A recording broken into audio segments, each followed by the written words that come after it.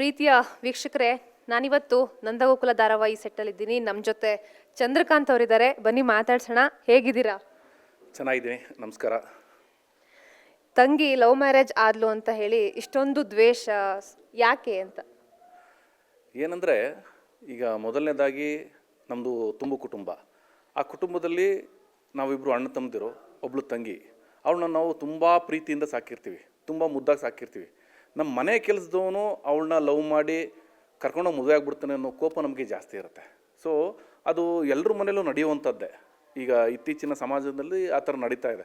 So ಅದಾದಾಗ ನಾವು ತುಂಬ ಪ್ರೀತಿಯಿಂದ ಸಾಕಿದ್ದಂಥ ತಂಗಿನ ಯಾರೋ ಒಬ್ಬ ನಮ್ಮ ಮನೆ ಕೆಲಸವನ್ನು ಕರ್ಕೊಂಡೋದ ಅಂತಂದಾಗ ಆಬ್ವಿಯಸ್ಲಿ ನಮಗೆ ಕೋಪ ಬಂದೇ ಬರುತ್ತೆ. ಸೊ ಆ ಒಂದು ರೂಟಲ್ಲಿ ಈಗ ಸದ್ಯಕ್ಕೆ ನಾವು ಹೋಗ್ತಾ ಇದ್ದೀವಿ. ತಂಗಿ ಮದುವೆ ಆಗಿದೆ, 5 ಜನ ಮಕ್ಕಳು, ತುಂಬಾ ಸುಂದರವಾಗಿ ಬದುಕ್ತಾ ಇದ್ದಾರೆ. ಆಮೇಲೆ ಗಂಡ ಕೂಡ ಚೆನ್ನಾಗಿ ನೋಡ್ಕೊಳ್ಳುವಂಥದ್ದು, ಆದರೂ ಒಪ್ತಾ ಇಲ್ಲ.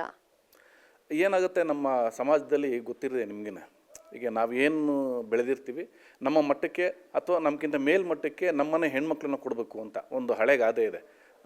ಬಡವ್ರ ಮನೆಯಿಂದ ಹೆಣ್ಣು ತರಬೇಕು, ಪುಣವಂತರ ಮನೆಗೆ ಹೆಣ್ಣು ಕೊಡಬೇಕು ಅಂತ. ಸೊ ಎಲ್ಲರೂ ಎಕ್ಸ್ಪೆಕ್ಟೇಷನ್ ಇರುತ್ತೆ ಅಂದರೆ ತಂದೆ ತಾಯಿ ಅಥವಾ ಅಣ್ಣಂದಿರದು, ತಮ್ಮ ತಂಗಿನೋ ಅಥವಾ ಅಕ್ಕನೋ ನಮಗಿಂತ ಸ್ವಲ್ಪ ಮೇಲ್ಮಟ್ಟದಲ್ಲಿ ಅಂದರೆ ಫೈನಾನ್ಷಿಯಲಿ ಇರ್ಬೋದು ಅಥವಾ ಎಜುಕೇಷನಲ್ಲಿ ಇರ್ಬೋದು, ಸಂಸ್ಕಾರದಲ್ಲಿ ಇರ್ಬೋದು, ಒಂದು ಹಂತ ಮೇಲಿರೋರಿಗೆ ಕೊಡಬೇಕು ಅನ್ನೋ ಆಸೆ ಇರುತ್ತೆ. ಖಂಡಿತ ಕೆಳದ ತಪ್ಪು ಅಂತ ನಾನು ಹೇಳಲ್ಲ, ಬಟ್ ಎಲ್ಲರೂ ಮೆಂಟಾಲಿಟಿ ಅಥವಾ ಎಲ್ಲರೂ ಆಸೆ ಅದಿರುತ್ತೆ. ಅದನ್ನು ಮೀರಿ ಇವರು ಈ ಥರದ್ದು ಕೆಲಸ ಮಾಡಿದಾಗ ನಮಗೆ ಕೋಪ ಬಂದು ಅವನ್ನ ದ್ವೇಷಕ್ಕೆ ಶುರು ಮಾಡ್ತೀವಿ. ಈಗ ವೀಕ್ಷಕರು ಏನು ಹೇಳ್ತಾ ಇದ್ದಾರೆ ನಿಮಗೆ? ಮೊದಲಿಂದನೂ ಸ್ವಲ್ಪ ನಾನು ಒಂದು 8-10 ವರ್ಷ ಆಯಿತು ಇಂಡಸ್ಟ್ರಿಗೆ ಬಂದು. ನಂದು ಸ್ವಲ್ಪ ನೆಗೆಟಿವ್ ಕ್ಯಾರೆಕ್ಟರ್ಗಳನ್ನೇ ಮಾಡ್ಕೊಂಡು ಬಂದಿದ್ದೀನಿ ತುಂಬ. ಸೊ ಏನಾಗುತ್ತೆ ಅಂದರೆ, ಪ್ರತಿ ಸಾರಿ ಒಂದೊಂದು ಪಾತ್ರಗಳು ಮಾಡಿದಾಗಲೂ ಒಂದು ವಿಭಿನ್ನತೆ ಅಂತ ಖಂಡಿತ ಇದ್ದೇ ಇರುತ್ತೆ. ಸೊ ಹಿಂದೆ ಮಾಡಿದಾಗಲೂ ಬೇರೆ ಥರ ಹೇಳ್ತಾಯಿದ್ರು, ಈಗೇನು ಹೇಳ್ತಿದ್ದಾರೆ ಅಂತಂದರೆ ಒಳ್ಳೆ ವಿಲ್ಲನ್ ಅಂತ ಹೇಳ್ತೀರಾ. ಯಾಕೆಂದರೆ ತಂಗಿಗೋಸ್ಕರ ನಾನು ಇದನ್ನು ಮಾಡ್ತಾ ಇರೋದು, ನಮ್ಮ ಪ್ರೀತಿ ತಂಗಿಗೋಸ್ಕರ ಮಾಡ್ತಾ ಇರೋದ್ರಿಂದ.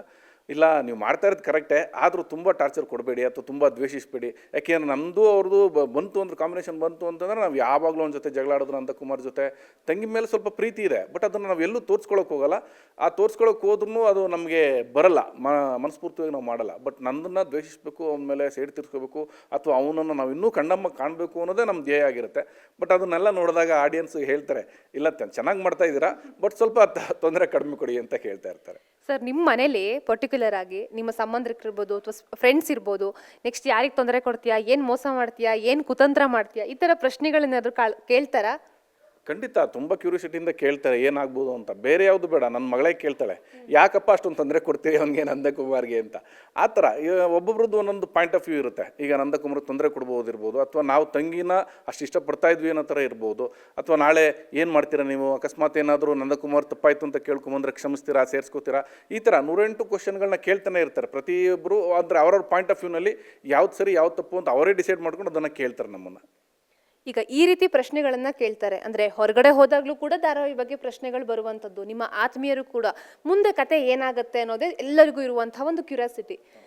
ಧಾರಾವಾಹಿ ಕಲಾವಿದನಾಗಿ ನೀವು ಅದನ್ನ ರಿವೀಲ್ ಮಾಡೋ ಹೋಗಿಲ್ಲ, ಎಲ್ಲರೂ ಟಿವಿಯಲ್ಲೇ ನೋಡಬೇಕು.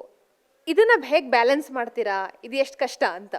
ಇಲ್ಲ, ಸಮ್ಟೈಮ್ ನಾವು ನೇರವಾಗಿ ಹೇಳ್ಬಿಡ್ತೀವಿ. ಇಲ್ಲ, ಯಾಕೆಂದರೆ ಕೆಲವೊಂದು ಸಾರಿ ಮುಂದೆ ನಮಗೇನಂದ್ರೆ ಒಂದು 2-3 ಎಪಿಸೋಡ್ ಮುಂದೆ ಏನಾಗುತ್ತೆ ಅನ್ನೋದು ಅಷ್ಟೇ ಗೊತ್ತಿರುತ್ತೆ.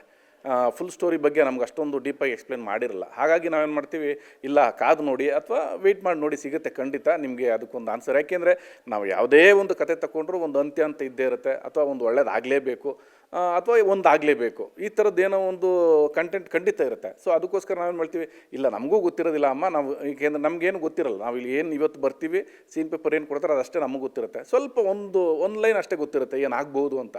ಬಟ್ ಏನೇ ಇದ್ರೂ ನಾವು ಆಡಿಯನ್ಸ್ಗೆ ಕ್ಯೂರಿಯಾಸಿಟಿ ಇಟ್ಟೇ ಇರ್ತೀವಿ, ಇಲ್ಲ ನೋಡಿ, ಕಾದು ನೋಡಿ ಅಂತ ಅಂದ್ಬಿಟ್ಟು. ಈಗ ಈ ಸಾಕಷ್ಟು ಧಾರಾವಾಹಿಗಳಲ್ಲಿ ಆ್ಯಕ್ಟ್ ಮಾಡಿದ್ದೀರಾ, ಈ ಧಾರಾವಾಹಿ ಎಷ್ಟು ಡಿಫ್ರೆಂಟ್ ಆಗಿದೆ ನಿಮಗೆ ಕಲಾವಿದನಾಗಿ? ಏನಾಯ್ತಂದರೆ ಆಲ್ಮೋಸ್ಟ್ ಕೋವಿಡ್ ಅಂತ ಹೇಳ್ಬೋದು. ಅಲ್ಲಿಂದ ಈಚೆಗೆ ಸ್ವಲ್ಪ ನಂದು ತುಂಬ ಗ್ಯಾಪ್ ಆಯಿತು, ಸ್ವಲ್ಪ ಪರ್ಸ್ನಲ್ ವರ್ಕ್ಗಳು ಅದು ಇದು ಅಂತ ಎಲ್ಲ ಹೇಳಿ. ಸೊ ಕೆಲವರು ಮರ್ತೇ ಬಿಟ್ಟಿದ್ರು ನಾನು ಆ್ಯಕ್ಟ್ ಮಾಡ್ತಾಯಿದ್ದೀನಿ ಅಂತ ಅನ್ನೋದನ್ನು. ಹಿಂದೆ ಮಾಡಿದ್ದನ್ನು ಕೂಡ ನೆನೆಸ್ಕೊಂಡು ಈಗೇನಾಗಿದೆ ಅಂದರೆ, ಅಪ್ಡೇಟ್ ಆಗಿರುತ್ತೆ. ಯಾಕೆಂದರೆ ಪ್ರತಿ ಸಾರಿನೂ ನಾವು ಯಾವುದೇ ಒಂದು ಪಾತ್ರ ಮಾಡಿದ್ರೂ ಅದಕ್ಕೆ ಒಂದು ವಿಭಿನ್ನತೆ ಕೊಟ್ಟಿರ್ತೀವಿ. ಅಥವಾ ಒಂದು ಕಾಸ್ಟ್ಯೂಮ್ ಇರ್ಬೋದು, ಒಂದು ಹೇರ್ ಸ್ಟೈಲ್ ಇರ್ಬೋದು, ಅಥವಾ ಒಂದು ಬಾಡಿ ಲ್ಯಾಂಗ್ವೇಜ್ ಇರ್ಬೋದು, ಪ್ರತಿಯೊಂದು ನಾವು ಚೇಂಜಸ್ ಮಾಡ್ಕೊಂಡಿರ್ತೀವಿ.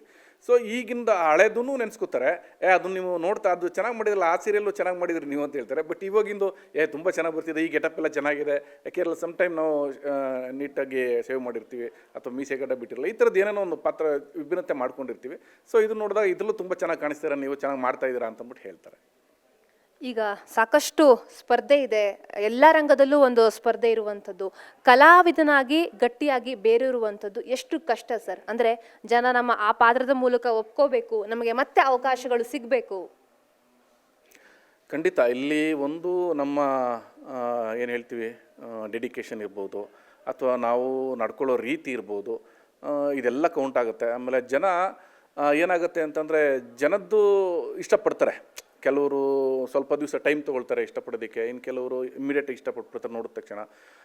ಬಟ್ ಜನ ಕಂಟಿನ್ಯೂಸ್ ನೋಡ್ತಾ ಏನಾಗುತ್ತೆ, ಜನಕ್ಕೆ ಇಷ್ಟ ಆಗುತ್ತೆ. ಬಟ್ ನಾವು ಅದನ್ನು ಉಳಿಸ್ಕೊಂಡು ಅದನ್ನು ಬೆಳೆಸ್ಕೊಂಡು ಹೋಗ್ಬೇಕು ಅಂತಂದರೆ ಒಂದು ನಮ್ಮಲ್ಲಿ ಇನ್ವಾಲ್ವ್ಮೆಂಟ್ ಇರಬೇಕು, ಡೆಡಿಕೇಶನ್ ಇರಬೇಕು, ನಾವು ಅದಕ್ಕೆ ಆ ಶ್ರಮಕ್ಕೆ ನಾವು ಬೆಲೆ ಕೊಡಬೇಕು. ಅದ್ರ ಜೊತೆಗೆ ಎಲ್ಲದಕ್ಕಿಂತ ಹೆಚ್ಚಾಗಿ ನಿಮಗೆ ಗೊತ್ತಿರಬೇಕು, ಅದೃಷ್ಟ ಅನ್ನೋದು ಇರಲೇಬೇಕು. ಯಾಕೆಂದರೆ ಎಲ್ಲ ಕಲಾವಿದನಿಗೂ ಎಲ್ಲ ಟೈಮಲ್ಲೂ ಎಲ್ಲ ನೀಟಾಗಿ ಸಿಗಲ್ಲ. ಸಮ್ ಟೈಮ್ ಕೆಲವರಿಗೆ ಬೇಗ ಸಿಗುತ್ತೆ, ಇನ್ನು ಕೆಲವರು ಲಾಂಗ್ ಡ್ಯೂರೇಷನ್ ತಗೊಳುತ್ತೆ, ಕೆಲವರು ಸಸ್ಟೇನ್ ಆಗ್ತಾರೆ, ಕೆಲವರು ಆಗೋದೇ ಇಲ್ಲ. ಈ ಥರದ್ದು ಏನೇನೋ ಸಮಸ್ಯೆಗಳಿರುತ್ತೆ. ಇಷ್ಟು ವರ್ಷಗಳಲ್ಲಿ ನೆನಪಿಡುವಂತಹ ಒಂದು ಎಪಿಸೋಡ್ ಶೂಟಿಂಗ್ ಇರ್ಬೋದು ಅಥವಾ ವ್ಯಕ್ತಿ ಅಂತಂದರೆ ಯಾರು? ತುಂಬ ಜನ ಇರ್ತಾರೆ. ಯಾಕೆಂದ್ರೆ ನಾವು ಬೇರೆ ಕಲಾವಿದರನ್ನೇ ನೋಡಿ ನಾವು ಅದನ್ನು ಕಲ್ತ್ಕೊಂಡು ಅದನ್ನು ನಮ್ಮಲ್ಲಿ ಸ್ವಲ್ಪ ಅಳವಡಿಸ್ಕೊಂಡು ನಮ್ಮ ತನೂ ರೂಢಿಸ್ಕೊಂಡು ಹೋಗ್ತಾ ಇರ್ತೀವಿ. ನೆಗೆಟಿವ್ ಅಂತ ಬಂದಾಗ ಆಬ್ವಿಯಸ್ಲಿ ನಮ್ಮ ಕನ್ನಡ ಇಂಡಸ್ಟ್ರಿ ಕಿಂಗ್ ವಜ್ರಮುನಿ ಅವರು. ಯಾಕೆ ಅಂತ ನಾನು ಹಿಂದೆ ಒಂದು ಸೀರಿಯಲ್ ಮಾಡ್ತಾಯಿದ್ದೆ, ಅದರಲ್ಲೂ ನೆಗೆಟಿವ್ ಕ್ಯಾರೆಕ್ಟರ್ ಮಾಡ್ತಾಯಿದ್ದೆ. ವಜ್ರಮುನಿ ಅವ್ರದ್ದು ಒಂದೆರಡು ಇಂಟರ್ವ್ಯೂ ಇದೇ ಥರ ನಾನು ನೋಡಿದ್ದೆ. ಅವಾಗ ಹೇಳ್ತಾಯಿದ್ರು, ರಿಯಲ್ ಲೈಫಲ್ಲೂ ಕೂಡ ಏನು ಹೆಂಗಸರು ಮಕ್ಕಳು ಅವ್ರ ಹತ್ರಕ್ಕೆ ಬರೋಕ್ಕೆ ಹೆದರ್ಕೋತಾಯಿದ್ರು ಅಂತಂದ್ಬಿಟ್ಟು. ಆ ಥರದ್ದು ನಾನು ಹಿಂದೆ ಒಂದು ಸೀರಿಯಲ್ ಮಾಡಿದ್ದಾಗಲೂ ಕೂಡ ಅದೇ ಥರ ಆಗೋಯ್ತು ನನಗೆ. ಯಾರೋ ಒಬ್ಬರು ಬಂದು ಮಾತಾಡ್ಸೋಕ್ಕಿಂತ ಮುಂದೆ ನಾನು ನೋಡ್ತಿದ್ದಂಗೆ ಓಡೋಗ್ಬಿಟ್ರು ಆಚೆಗೆ. ಈ ಸೀರಿಯಲ್ಲು ಅಷ್ಟೇ, ನಮ್ಮ ಡೈರೆಕ್ಟ್ರು ಮಗಳೇ ಇದ್ದಾರೆ, ಚಿಕ್ಕ ಪಾಪು, ಅವಳು ಅಷ್ಟೇ ನಮ್ಮ ನೋಡಿದ ತಕ್ಷಣ ಹೆದರ್ಕೋತಾಳೆ ವಿಲನ್ಗಳು ಅಂತ. ಅದಕ್ಕೆ ನಾವು ಇಲ್ಲಪ್ಪ ನಾವೇನು ಮಾಡ್ತಾಯಿಲ್ಲ, ನಿಮ್ಮ ಅಪ್ಪನೇ ಮಾಡಿಸ್ತಾರೆ, ದೊಡ್ಡಲ್ಲಿ ಕೂತ್ಕೊಂಡು ನೋಡು ಅಂತ ಹೇಳಿ ಆ ಥರ ಕರ್ಸ್ಕೊತೀವಿ. ಇನ್ನು ಕೆಲವರಿಗೆ ಗೊತ್ತಿರುತ್ತೆ, ಇದೊಂದು ಪಾತ್ರ ಎಂತಂದ್ರೆ ಅವ್ರು ಮಾಡ್ತಾಯಿದ್ದಾರೆ, ಚೆನ್ನಾಗಿ ಮಾಡ್ತಾಯಿದ್ದಾರೆ ಅಂತಂದ್ಬಿಟ್ಟು. ಬಟ್ ಏನಂದ್ರೆ ಯಾವಾಗ ಅವರು ನಮ್ಮನ್ನು ನೋಡಿ ಹೆದರ್ಕೋತಾರೆ, ಅಥವಾ ಯಾವಾಗ ಅವ್ರನ್ನ ನೋಡಿ ನಮ್ಮನ್ನು ನೋಡಿ ಅವರು ಒಂದು ಏನೋ ಮಿಸ್ಬಿಹೇವ್ ಥರ ಆ ಥರ ಮಾಡಿದಾಗ ನಮಗೇನು ನಾವು ಫುಲ್ಫಿಲ್ ಮಾಡಿದ್ದೀವಿ, ಅವ್ರಿಗೆ ರೀಚ್ ಆಗಿದ್ದೀವಿ ಅನ್ನೋ ಒಂದು ಖುಷಿ ನಮಗಂತೂ ಖಂಡಿತ ಇರುತ್ತೆ. ವೀಕ್ಷಕರಿಗೆ ಏನು ಹೇಳ್ತೀರಾ? ಎಲ್ಲ ಕಲಾವಿದ್ರನ್ನೂ ಪ್ರೋತ್ಸಾಹಿಸಿ, ಎಲ್ಲ ಸೀರಿಯಲ್ನೂ ನೋಡಿ, ನಂದು ಗೋಕುಲ ಸ್ವಲ್ಪ ಜಾಸ್ತಿ ನೋಡಿ ಅಂತ ಹೇಳ್ತೀವಿ. ಅದು ಬಿಟ್ಟರೆ ನಿಮ್ಮೆಲ್ಲರೂ ಆಶೀರ್ವಾದ ಇರಲಿ. ಯಾಕೆಂದರೆ ನಮ್ಮದು ಕೂಡ ಇದೊಂದು ಕಲೆ, ನಮ್ಮಲ್ಲಿರೋ ಒಂದು ಕಲೆನ ನಾವು ಪ್ರದರ್ಶನ ಮಾಡ್ತಾ ಇರ್ತೀವಿ. ಇಲ್ಲಿ ಒಳ್ಳೆಯದು ಕೆಟ್ಟದ್ದು ಅನ್ನೋದಕ್ಕಿಂತ ಹೆಚ್ಚಾಗಿ ಜನಗಳ ಮಧ್ಯೆ ಇವತ್ತಿನ ಪ್ರಪಂಚದಲ್ಲಿ ಏನು ನಡೀತಾ ಇದೆ ಅನ್ನೋದನ್ನು ನಾವು ಸಾಂದರ್ಭಿಕವಾಗಿ ಮಾಡಿ ತೋರಿಸ್ತಾ ಇರ್ತೀವಿ. ದಯವಿಟ್ಟು ಎಚ್ಚೆತ್ಕೊಳ್ಳಿ, ಜೊತೆಗೆ ನಮ್ಮ ಸೀರಿಯಲ್ ನೋಡ್ತಾರೆ ಅಂತ ಕೇಳ್ಕೊತೇನೆ. Thank you sir, thank you so much. ನಿಮ್ಮ ಧಾರಾವಾಹಿಯನ್ನು ಎಲ್ಲರೂ ನೋಡುವಂತಾಗಲಿ. Thank you.